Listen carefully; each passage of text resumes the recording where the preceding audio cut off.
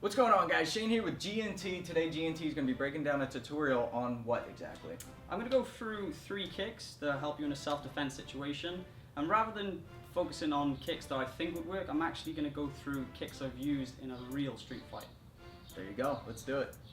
So unfortunately I've been in a few altercations in my life, and most of the time I've actually ended up using my hands, and that'd be quite shocking to some of you, I guess, because I'm probably known for the kicks. But I've only used 3 kicks, and the first one was the front snap kick to the quad. There was someone actually trying to mug me, coming over from Somerton Bridge, and he said, "Give me your money." Didn't have no weapon, nothing, so I was like, okay, otherwise I would have handed over. There's no point risking it against a knife, or if you had a knife, I always say that to all you guys. Yes. But I was just here, I was like, oh, what the hell? Bang! Straight into the quad.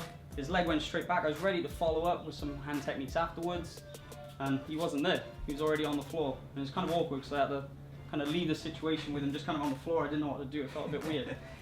So here, all it was, I was actually square, so I'll show you how it was from the situation. But obviously, if you want to go with more of a guard, so you're more protected, that's fine. It was just a quick little blast into the leg. Or I was more from this position, and obviously it's less telegraphed. Then if I step back first and did this, obviously it's going to know something's coming. So it was more from this situation, so mind again. So I was more here, I was like, oh, what's going on? Bang! And then I was ready to set up. You can obviously come with an elbow, you've got your palms, you've got your hooks, wherever you want to throw. Okay, so the second one, someone pushed my sister, and then he approached me, so I ended up using an actual psychic on him. And it's the first time I ever psychic someone, and I know it's kind of what I like to do. It's one of my best kicks.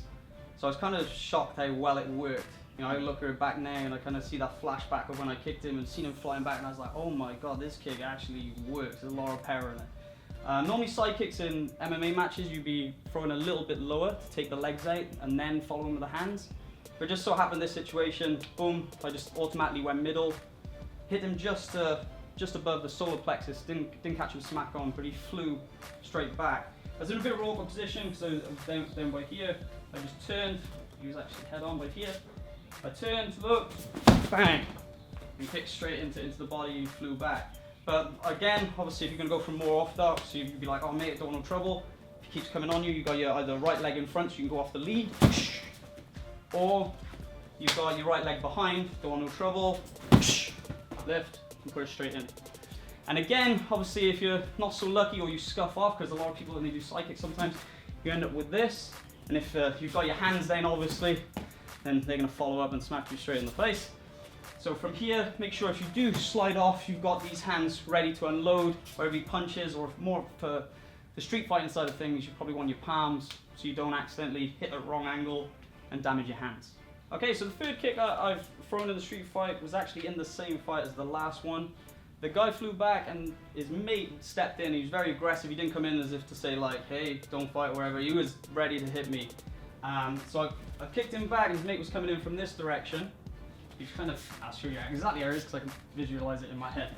He was in this position, he was coming towards me this way, and I threw the rain kick from here, and it was in the body, but it curved around his arm and kind of hit him more in the kidneys, around the back. So I was here, I turned, boom, and I thumped him straight in the side there, and that just dropped him. He went down like a sack. So, and then dealt with the situation. Both were on the floor, and then a lot of other stuff happened. The guy came out, blah blah blah, all this and that. And I had to leave. I got dragged away by my mate Dave, and we were gone. But that's kind of what happened. So again, from this position, normally with the rain, a lot of people tell you to turn the front foot and go straight in, but you can actually add some good movement to get in the way of throwing a technique. If it's a straight punch, a kick, or whatever's throwing straight. It's more of like kind of the Taekwondo movement for it. So I did is actually push my hip across this way and then throw more around.